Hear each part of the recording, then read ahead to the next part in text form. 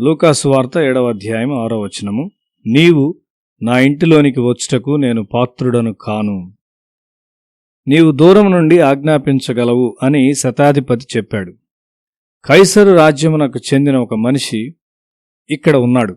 అతడు అధికారమునకు విధేయతకు చాలా పరిచయం ఉన్నవాడు. పురాతన కాల స్థలములను త్రవ్వుచున్నప్పుడు వారి చేతుల్లో ఖడ్గములను పట్టుకొని ఉన్న సైనికుల శరీరములను కనుగొన్నారు. అగ్ని వారి మీద పడుచున్నప్పుడు వారు ఆ విధముగా నిలిచియున్నారు. రోమా సైన్యములో క్రమశిక్షణ ఆ విధమైనది.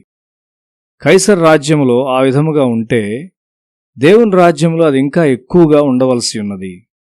దేవుని రాజ్యములో విధేయత ఇంకా ఎక్కువ అవసరమైనదై అనేకమైన ఫలితములను చేరునదై ఉన్నది. తన ఇల్లు యేసునకు యోగ్యమైనది కాదు అని శతాధిపతికి తెలియను. రోమా సైనికులు ధూపం వేయు కైసరు విగ్రహము ఆ ఇంటిలో ఉన్నది. ఇక్కడ కైసర్ రాజ్యమునకు సంబంధించిన ఒక మనిషి దేవుని రాజ్యాన్ని తన హృదయంలో కలిగి ఉన్నాడు. కైసర్ రాజ్యమునకు చెందిన ప్రజలు సంపూర్ణంగా లోక సంబంధమైన కోరికలు కలిగి ఉంటారు. వారు ధనాన్ని ప్రేమిస్తూ ప్రతిదానిని డబ్బుతో పోలుస్తారు. యోహాను సువార్త 12వ అధ్యాయం 3వ వచనము. అప్పుడు మరియ మిక్కిలి విలువగల అచ్చ జటామాంసి అత్తరు ఒక సేరున్నర ఎత్తు తీసుకుని యేసు పాదములకు పూసి తన తల వెంట్రుకలతో ఆయన పాదములు తుడిచెను.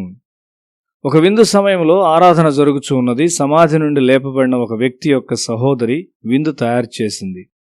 అది విశ్వాస సంబంధమైన విజయం కొరకైన ఒక లోతైన కృతజ్ఞతలో ఆనందించుట. అది యేసు పెదవుల నుండి దేవుని వాక్యమును వినిన ఒక కుటుంబం. అది సమాధిలో 4 రోజులున్న మనిషి తిరిగి లేచుట నమ్మలేని విషయమైన ఆ కుటుంబము ఆ విశ్వాసమును పెంపొందించుకోగలిగారు.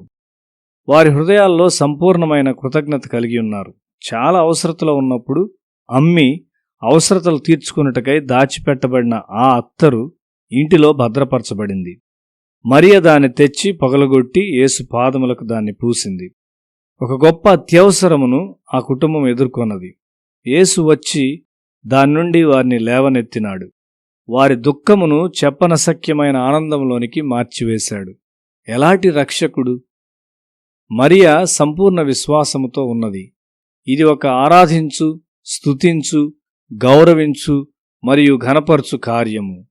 అక్కడ ఉన్న ప్రతి ఒక్కరూ ఆరాధన ప్రభావమును అనుభవించారు. ఆమె దేవుని రాజ్యమునకు చెందినది. అయితే అక్కడ సంతోషించని ఒక వ్యక్తి ఉన్నాడు. అతడు కైసర్ రాజ్యమునకు చెందినవాడు.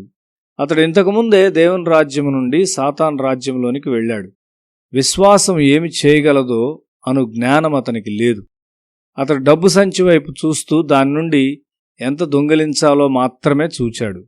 కైసర్ సేవలో ఉన్న ఒక శతాధిపతి దేవుని రాజ్యంలోనికి వెళ్ళుచుండగా ఇతడింకా చీకటిలో మరియు పాపములో ఉన్నాడు.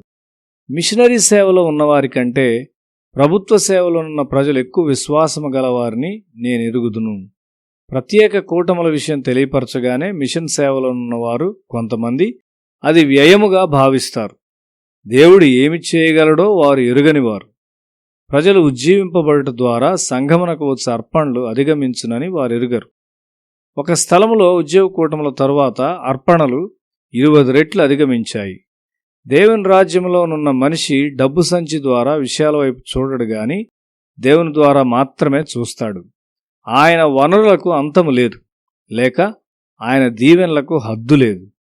అలాంటి మనిషి ప్రక్కన దేవుడు నిలుచుంటాడు. శతాధిపతి ఖచ్చితముగా దేవుని రాజ్యమునకు చెందినవాడు. సేవకుని కొరకు ఎంతో దయ, శ్రద్ధ కలిగి ఉన్నాడు. ఇది దేవుని రాజ్యమునకు ఒక మాదిరిగా ఉన్నది. అది నిశ్చయముగా కైసర్ రాజ్యమునకు చెందినది కాదు. విశ్వాసము ద్వారా ఎంత సాధ్యమో అతడు చూడగలిగాడు.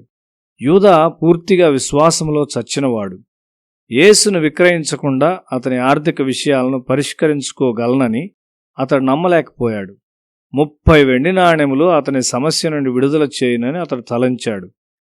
కైసర్ రాజ్యమునకు చెందినవారు ప్రతి విషయాన్ని డబ్బు ద్వారా లెక్కిస్తారు. అట్టివారు దేవునికి తగినవారు కారు. దేవుడు నిన్ను వాడుకొనగలడని నీవు నమ్ముచున్నావా? నీ విశ్వాసంలో పెరుగుచున్నావా? కైసర్ రాజ్యమునకు పైగా లేచావా? మానవుని హద్దులను మించిన దేవుని యొక్క అనంతమైన అధికారము గల దేవుని రాజ్యములోనికి నీవు ప్రవేశించావా?